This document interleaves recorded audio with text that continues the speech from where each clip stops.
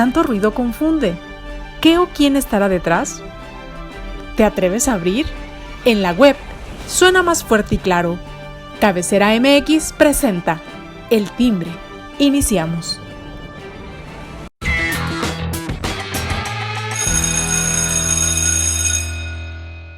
¿Qué tal, amigos? Muy buen día, me da mucho gusto saludarlos. Ya estamos aquí en El Timbre una vez más. Bienvenidos y qué gusto tenerlo aquí a través de las redes sociales de Cabecera, donde usted puede darle like desde luego y suscribirse al canal de YouTube como al de Telegram, donde usted podrá recibir la información que se está generando momento a momento y minuto a minuto, así que pues quede plenamente informado.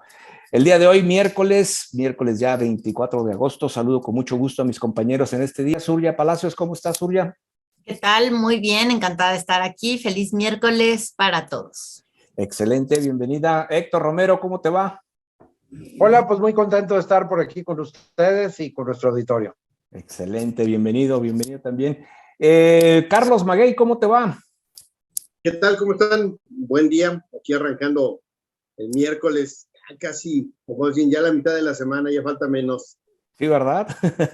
Ya media semana, casi, como dicen. Bueno, pero pues aquí estamos con el gusto y el placer de atenderle y de darle pues a conocer las opiniones de mis compañeros con respecto a los temas que aquí se presentaría. El día de hoy vamos a hablar sobre este tema en donde pues la Suprema Corte de Justicia ya listó la acción de inconstitucionalidad 130-2019 para ser discutida por el Pleno de la sesión del próximo jueves, tengo entendido, y bueno, este pronunciamiento sobre la inconvencionalidad de la prisión preventiva oficiosa podría ser un parteaguas en el modelo actual de control de constitucionalidad. Y pues para ello, aquí tenemos dos expertos en materia de derecho, Surya Palacios y Héctor Romero, para que nos expliquen. Bueno, Carlos, creo que estarás de acuerdo conmigo, pero es un tema que... Sin duda.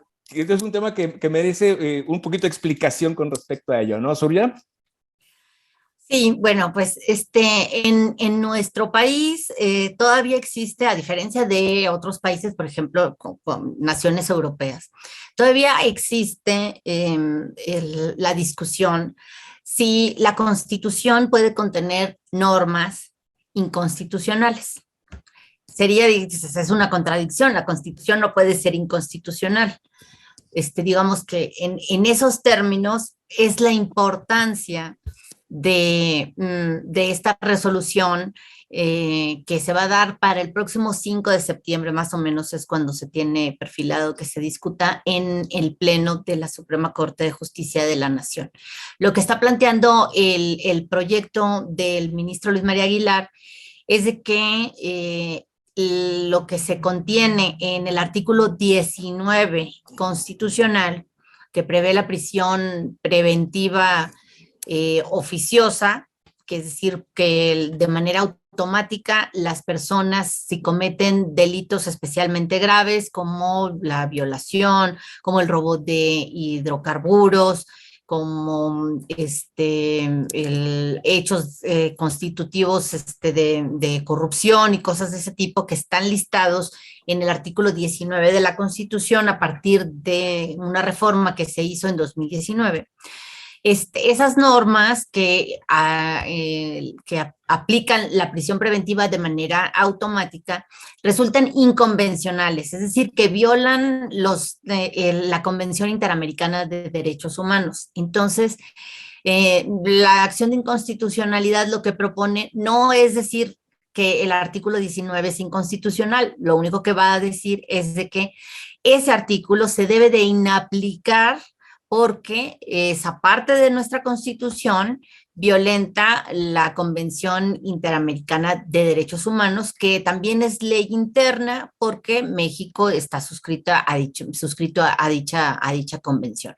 Entonces, el resultado de aprobarse con más de 8 votos la acción de inconstitucionalidad en el Pleno, que se integra por 11 ministros, si se logran 8 votos, lo que resultaría es de que lo que se señala como causales para la prisión preventiva oficiosa en automático, pues dejarían de aplicarse en nuestro país. Por eso es tan importante. Es decir, que tendría que haber ahora una valoración delito por delito, no importa su gravedad, por parte de los jueces de carácter penal, a fin de que se pudiera aplicar este tipo de prisión preventiva, que en todo caso dejaría de ser prisión preventiva oficiosa para convertirse en prisión preventiva justificada. Es decir, que el juez hace una valoración y dice, bueno, le damos a un acusado prisión preventiva porque esta medida cautelar se justifica para que no se evada de la justicia.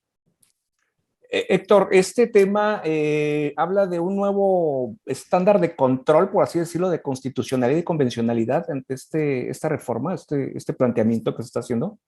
Mira, no llega a tal extremo porque al final de cuentas, como dice Surya, la propuesta del ministro es inaplicar una porción de un artículo constitucional que prevé esta prisión preventiva oficiosa. Hay que recordar que en México hay un catálogo de conductas, de delitos, que implican que automáticamente al reo ya se le aplique este tipo de prisión. Recordemos que la gente debe salir libre en el proceso penal, de acuerdo al nuevo modelo penal en México, porque existe la presunción de inocencia. Sin embargo, con este capítulo, con este nuevo paradigma que se fija ahora, entraremos a los estándares internacionales. Pero esto no es gratis. Desde el 23 de junio, la Corte Interamericana de Derechos Humanos está a punto de resolver, porque ya entró en estudio, la legalidad y la constitucionalidad, de acuerdo a los tratados internacionales, del arraigo y de la prisión preventiva oficiosa en México. Entonces yo creo que la Corte le urge sacar el tema y decir, ven, ya en México ya no hay prisión preventiva oficiosa, antes de la Corte Interamericana condene a México por la figura. Porque recordemos, en el caso del arraigo ganábamos todos los juicios, porque era inconstitucional. ¿Qué hizo Felipe Calderón? Lo incorporó a la Constitución. Entonces ya no podías alegar inconstitucionalidad. Sin embargo, se les olvidó que los tratados internacionales de todas formas prohibían el arraigo, así como en determinados casos prohíben la prisión preventiva oficiosa. Entonces creo que es más ganarle a la jugada a la Corte Interamericana y decir, en México ya no existe, ya no condenes al Estado mexicano porque ya no está la figura. Pero aquí yo creo que lo que debemos insistir es que también se regule muy bien la prisión preventiva que aplican los jueces de control indiscriminadamente, porque a todo mundo lo dejan en la cárcel, cuando deberían salir libres por este principio de presunción de inocencia. El mejor caso es Rosario Robles, simplemente porque un juez dijo, no, es que mira, tiene un pasaporte que le inventaron ahí la gente de la Sheinbaum para el efecto de que ya hubiera peligro de fuga, porque tenía 2 domicilios. Lo mismo es lo que le están aplicando a nuestro fiscal general de la República en época de Peña Nieto, porque le dicen, es que salía del país viajando en un vuelo particular y tiene varios domicilios en México. A pesar de que el delito no contemple la prisión preventiva oficiosa, de todos modos lo dejan en la cárcel con un tema de esto. Situación misma que le aplicaron al exdirector de pensiones en Jalisco hace un par de semanas, que es un abuso y es lo que se tiene que regular en México. Me gusta mucho el proyecto del ministro, pero me preocupa una situación del proyecto. Valida el artículo 113 bis del Código Fiscal de la Federación, que eso es muy grave, porque implica que sea delito grave la compraventa de facturas. Qué bueno que sea para los factureros un tema que inhiba esa actitud tanto de gente que vende facturas falsas como empresas que las deducen y acreditan el IVA. Eso es lo grave de esto, porque también va a haber mucha gente inocente que el SAT la persiga por supuestos delitos fiscales, cuando después de un año o 2 de que te tuvieron en la cárcel, te aplica la regla de usted disculpará, no era culpable. Ese sería mi comentario. Pues es una situación que pone en cierta forma una mejora, pues, digamos, al sistema penal en este sentido. Carlos, ¿tú cómo lo percibes? Pues mira, creo que desde el punto de vista del ciudadano ordinario, no el avesado en los temas legales, creo que justo va a generar la sensación al revés, ¿no? Es decir, para el común de la gente la sensación va a ser, lo que están haciendo es que no quieren o no van a meter a la cárcel más y se van a enfocar en 4 o 5 figuras, cuando en realidad esto, como bien nos lo explican tanto Héctor como Surya, no tiene que ver con esas 4 o 5 figuras que ahorita o en algún momento se vuelven nota, sino se refiere a la posibilidad de que el común, que están ahí, la persona ordinaria que está sometida a un proceso, no sea encarcelada de inmediato con el pretexto de la figura de la prisión preventiva oficiosa. Me parece que es conveniente, aunque insisto, yo dudo que la gente lo vea de ese modo, pero sí parece que sea conveniente que te tengan que acreditar que realmente hay una razón, una justificación para que puedan detener, bueno, encarcelar, que es la idea clásica de la persona, ¿no? Lo metieron al bote, bueno, porque pues, justo solamente en los casos en que de verdad hay una justificación. Y me parece que la duda sería, y creo que la duda de muchos que nos quedaría, y a lo mejor Héctor y Jesús ya nos pueden aclarar, si se declara que es inoperante este artículo, ¿qué pasaría con todas las personas que en este momento están en prisión preventiva oficiosa?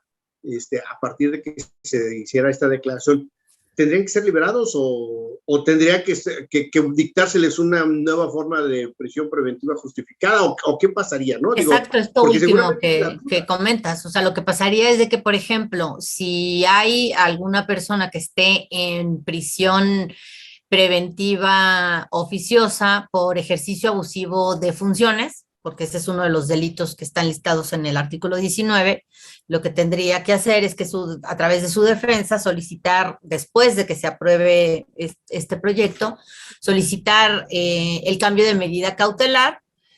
Se tiene que realizar una audiencia ante el juez de control y ahí, digamos, apelando a que desaparece la prisión preventiva oficiosa, el juez tendría que valorar un cambio en la medida cautelar que podría ser, por ejemplo, preventiva domiciliaria, o que se le pusiera un brazalete para que fuera detectado los movimientos de la persona, etcétera. Eso dependerá, digamos, de la valoración del juez y obviamente la persona puede seguir en la cárcel si se justifica que no debe de enfrentar su proceso en libertad. Sería la prisión preventiva justificada o cualquier otra medida cautelar para hacerlo comparecer ante la justicia.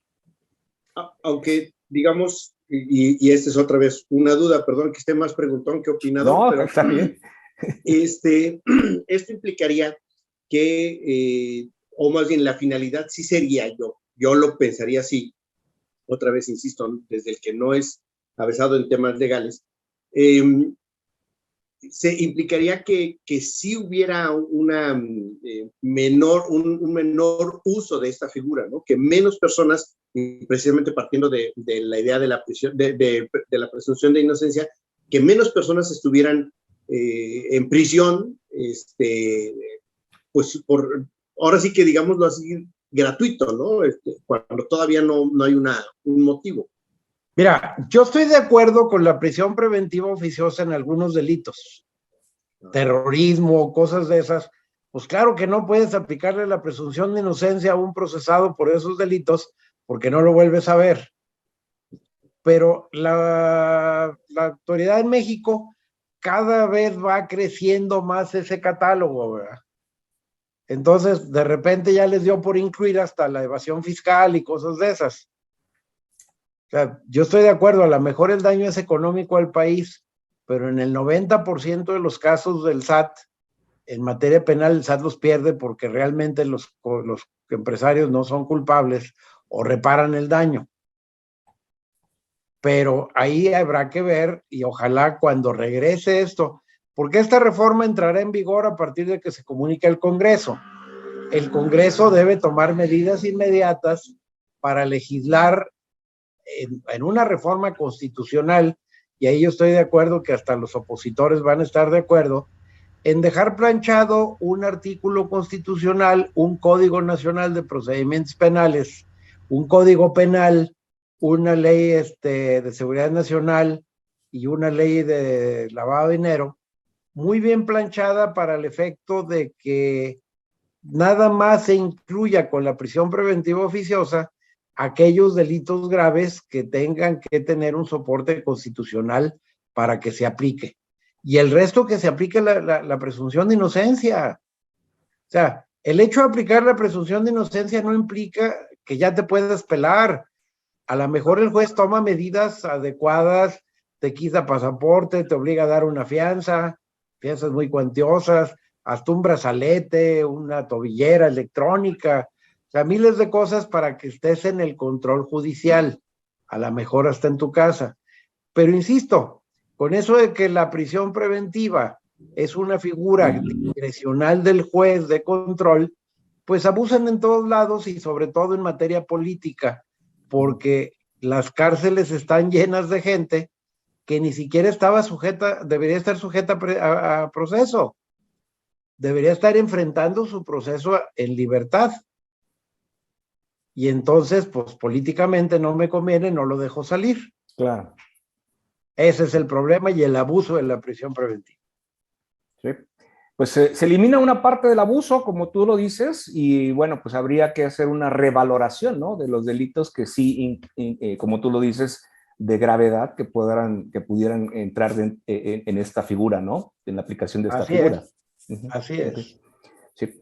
Pues está interesantísimo este tema y bueno, va a darle seguimiento aquí con nuestros especialistas y qué bueno que los tenemos porque así nos aclaran muchas dudas. Gracias, Uriel, gracias, Héctor, por aclararnos todo esto. Pero bueno, quisiera que fuéramos a otro tema también, Carlos, este tema de la presentación del libro El Imperio de los Otros Datos, una afrenta, ¿no? Al presidente, ¿no? Por parte de Monreal, ¿no? Pues creo que Monreal ha agarrado un papel confrontativo, sabiendo que es la manera en la que puede llamar la atención, ¿no? Yo sé que se vuelve atractivo su nombre cuando parece para algunos que va en contra de, o no en contra, que al menos le hace frente al presidente o a los candidatos, a las corcholatas presidenciales. Sí lo parece así, sí da esa impresión. Yo en el fondo creo que no deja de ser más que una pantomima, ¿no? Que lo hace justamente por, incluso seguramente en acuerdo con el presidente. Yo creo que al presidente le conviene que existan voces controladas que van en contra. Diferente al caso de Porfirio Muñoz Ledo, que él sí creo que sí lo hace por convicción, ¿no? Me parece que el caso de Monreal es más una estrategia incluso acordada para que pueda agarrar notoriedad y que sea justamente, que sea él quien tome notoriedad. Si bien estuvo ahí la senadora panista López Rabadán, todos estamos hablando de Monreal y pues ella perdió notoriedad, ¿no? Creo que es una buena estrategia de comunicación para jalar la marca y que sigan siendo los de Morena los protagonistas de estos comentarios, ¿no? No lo veo más allá que eso. O sea, más que una provocación o una afrenta hacia el presidente es querer salir en la foto, ¿no? Sí, claro, y en mucho acuerdo, ¿no? A mí me parece que es un tema platicado y incluso cuando se ha enfrentado o que ha exigido que se le tome en cuenta como aspirante, como candidato, como aspirante nada más en este momento, justo es precisamente eso, ¿no? Tratar de llamar la atención y que no voltemos a ver a los pocos aspirantes que están enfrente, que además lo poco que hay, pues muy flaca, ¿no? Una caballada muy flaca. Así es. El imperio de los otros datos de Luis Estrada Estrafón, que describe mentiras y frases populistas pronunciadas por el presidente en sus mañaneras. Surya. Interesante, ¿no? El tema. Sí, claro, yo creo que de esto hay que destacar dos cosas. Uno, que, bueno, se hizo la presentación de este libro en donde se detalla que el presidente ha expresado más de 67,000 afirmaciones falsas a lo largo de lo que va del sexenio, ¿no? No es nuevo, ya sabemos que el presidente se caracteriza justo por no decir la verdad, en su mañanera, en las conferencias que realiza todos los días, pues en realidad, aunque él así lo afirme, no es un ejercicio de información, sino es, digamos, un ejercicio político que lo único que persigue por parte de López Obrador es marcar la agenda mediática, por un lado, y hablarle a sus seguidores, ¿no? O sea, seguir manejando hechos que no son verdaderos, pero exclusivamente para quienes cotidianamente ven y siguen la mañanera, que en su mayoría son seguidores o simpatizantes de López Obrador. Y por el otro lado, bueno, pues el tema del coordinador de Morena en el Senado, Ricardo Monreal, yo creo que sí es importante o sea, destacar la presencia de ahí en la presentación de este libro, porque de entrada, bueno, fue un evento que organizó una senadora del PAN, la senadora Kenia López Rabadán. Ella fue la que organizó la presentación del libro para que acudiera el autor y, bueno, explicara de qué se trata el contenido de ese texto. Y ahí apareció Ricardo Monreal, yo creo que sí, o sea, lanzando con su sola presencia un mensaje político, decir, bueno, se trata de un político que está abierto también a escuchar voces críticas. ¿Y qué más, qué más crítica puede haber cuando prácticamente en ese libro se le está diciendo mentiroso al presidente? Es decir, el hecho de que diga tantos hechos que no son verdaderos, pues no es otra cosa más que el presidente dice mentiras. Entonces creo que eso también nos habla del talante un poco, pues, más democrático, ¿no? Abierto, plural, de parte de Ricardo Monreal como estrategia política. No estoy diciendo que él formalmente lo sea, ¿no? Sino simplemente que está utilizando digamos, esta pantalla en la cual pudiera transmitir que es una persona mucho más abierta como político, y que, bueno, para que lo tomen en cuenta como posible candidato a la presidencia de nuestro país. Mostrando un poco más de apertura. Claro. AMLO va de la ocurrencia a la improvisación, dice el autor de este libro, Héctor. Sí, y también dice que AMLO, que en promedio en cada mañanera desliza más de 90 mentiras diarias. Entonces, pues habrá récord, que ver. Oye, todo un récord Guinness. Así es, pero fíjate que a mí me llama la atención no me llama la atención. Creo que debe ser la posición de un senador, independientemente que también separa la imagen, el convivir con otras fuerzas políticas y estar en contacto con ellos. No son enemigos, son legisladores. Entonces, el hecho de que conviva y se tome la foto con Kenia López Rabadán, pues no implica, o con López Dóriga, que es con así como la muerte. Nomás faltó que dijeran, híjole, estuvo Loret de Mola. Imagínate imagínate los caquistas cómo se ponen con estas situaciones, ¿verdad? O sea, es terrible que sea tan polarizado el tema. Esa es la chamba de un legislador, convivir con las demás fuerzas políticas, son compañeros de trabajo, y si lo invitan a una presentación, pues qué bueno que fue.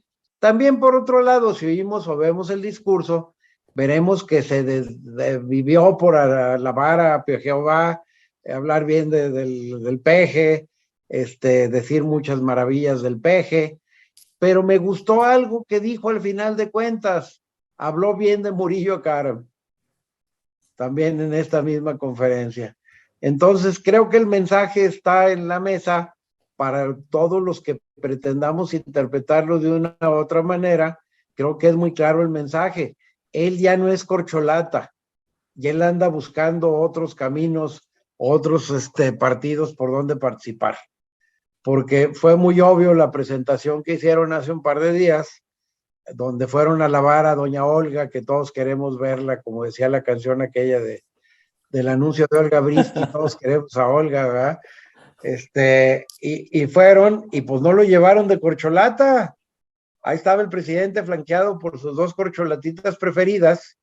El secretario de Gobernación tenía que ir al evento por su lado, que no me acuerdo ni cómo se llama el señor, mejor ni Adán acordarme. Augusto. No, ¿para qué me acuerdo?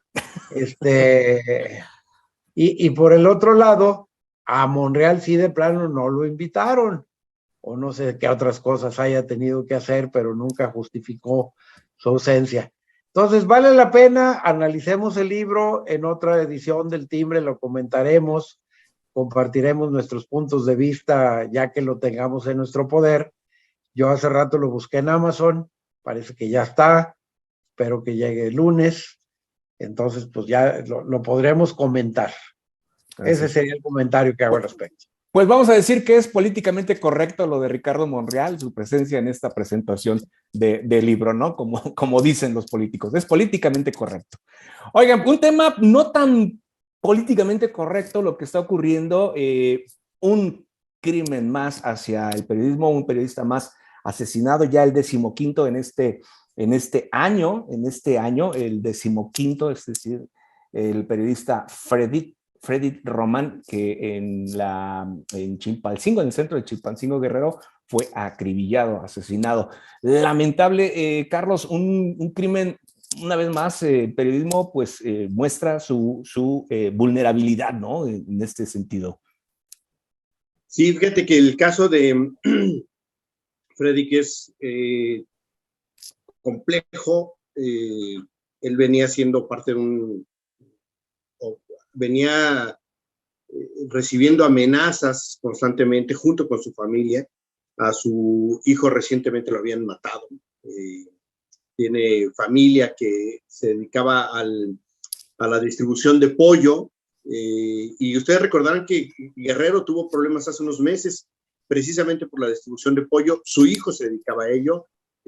Es una forma en la que les van poniendo controles primero a que el comercio no sea libre. Todos sabemos que eso existe en el país de una u otra forma. Sabemos que algunos agricultores tienen que ser sometidos a los impuestos o al pago de piso hacia los grupos del narco, pero también en este caso algunos comerciantes, y era el caso de Guerrero. Y no solamente le había sucedido a su familia, su hijo Vladimir había sido asesinado, y bueno, pues hoy le toca a Freddy, y es sin duda lamentable que no haya condiciones para que puedan ejercerse el periodismo. A lo mejor hay quien piensa que es un asunto meramente comercial precisamente por lo que habían asesinado a su hijo, pero él, dentro de su ejercicio periodístico, había denunciado ya en repetidas ocasiones estas extorsiones, esta presión que ejercía el grupo de los Ardillos, que son a los que ahora se están imputando, o se presupone que deben haber sido ellos, porque también a ellos se les atribuye la muerte del hijo y de otras personas más.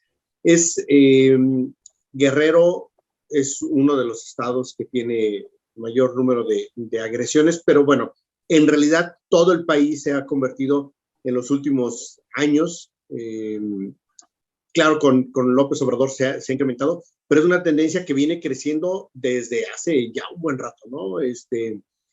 Ya venía en crecimiento, y el punto es que en ningún momento se ha detenido, no se ha logrado revertir, no ha habido políticas que permitan prevenir estos delitos, y hoy lo vemos ya en un grado superlativo, los asesinatos a más no poder.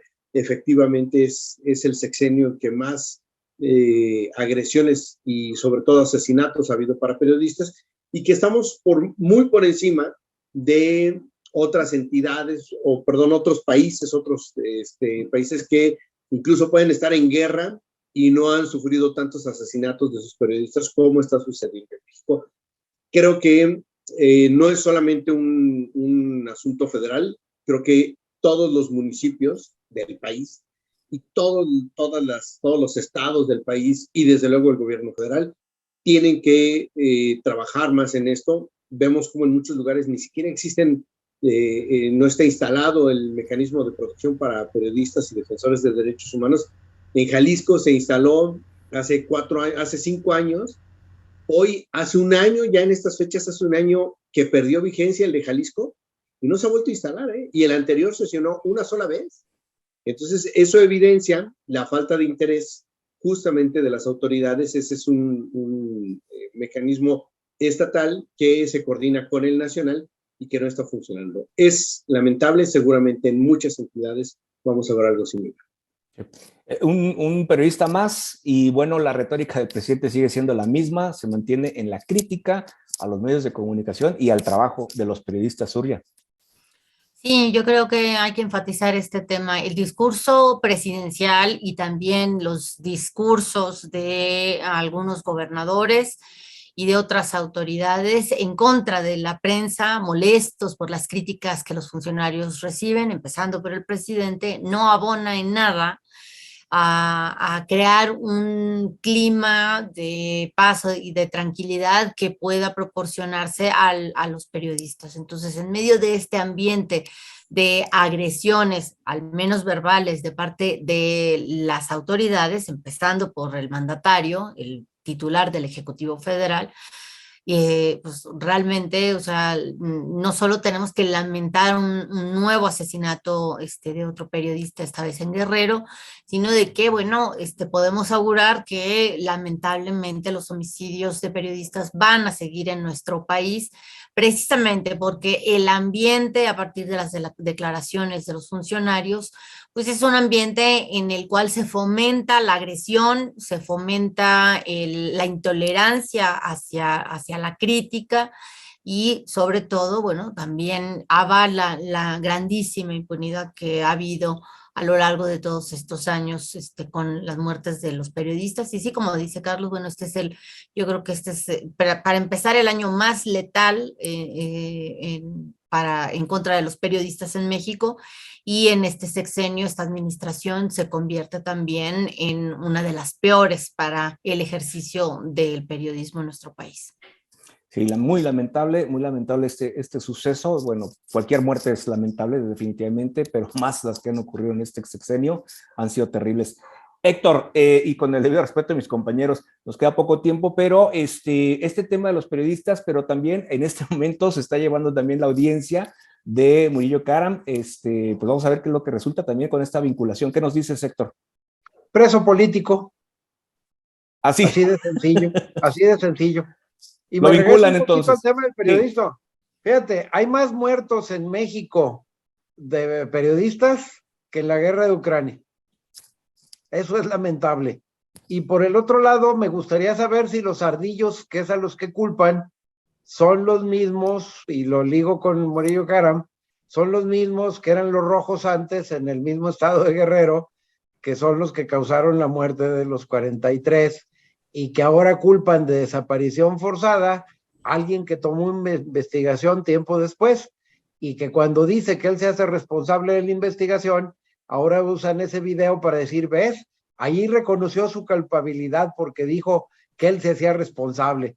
Pues dijo que se hacía responsable por la investigación, no por la muerte de los 43, más los otros que murieron en Iguala esa noche, que no nada más son 43, incluyendo militares. Para mí es un show, son las mismas conclusiones que había sacado anteriormente, nomás ahora con detenidos para tener contentos a los seguidores de AMLO. No hay nada de fondo y los detenidos no procede la prisión. Así es. Y no va contra el general Cienfuegos ni contra Harfuch, ¿verdad? No, por supuesto que no, ni estaban en la reunión según todo el mundo dijo. ¿Verdad? Pues cómo hubo una reunión para planearla que ahora los que dicen que estaban no estuvieron. Así es. Poquito tiempo nos quedan, 3 minutitos. Surya, Carlos, ¿qué quieren aportar con respecto a la audiencia que se está llevando en estos momentos con respecto a Murillo Karam? Yo creo que sí se le va a vincular a proceso va a iniciarse un procedimiento penal, no me atrevería a decir que va a permanecer en prisión. Yo creo que es posible que la prisión preventiva justificada, que es en la que se le dictó el sábado en la noche, pueda cambiarse por otra medida cautelar, considerando su estado de salud y su edad. Tiene 74 años. Y también, sobre todo, porque, bueno, la fiscalía se le está acusando de ser el autor intelectual de los delitos de tortura y desaparición forzada. Bueno, realmente es muy difícil que se pueda probar la autoría intelectual de un delito como desaparición forzada de los 43 estudiantes de Ayotzinapa. Me parece que ahí sí no se sostiene la acusación, aunque bueno, pues seguramente sí se le vinculará a proceso. Con la duda, todavía habrá que ver la valoración del juez para ver si continúa en prisión preventiva, en este caso justificada. Carlos, más un comentario antes de que Carlos tome la palabra. Sí. Acuérdate, Surya, que desaparición forzada en su nueva modalidad se reformó, la ley que le quieren aplicar no existía cuando realizaron esas conductas. No, pero no ameritan los delitos con la ley que le aplica a él, la vigente de 2014-2015, no son delitos que ameriten prisión preventiva. Otra vez el abuso político. Así es. Efectivamente. Para coincidir, estoy de acuerdo con los dos. Sí. Para cerrar. Va. Bueno, pues con esto llegamos al final del programa. Gracias, Surya, gracias, Héctor, gracias, Carlos. Yo lo espero aquí el próximo viernes. Cuídense, que tengan un resto de semana formidable. Y recuerde seguirnos a través de las redes sociales de Cabecera. Hasta entonces.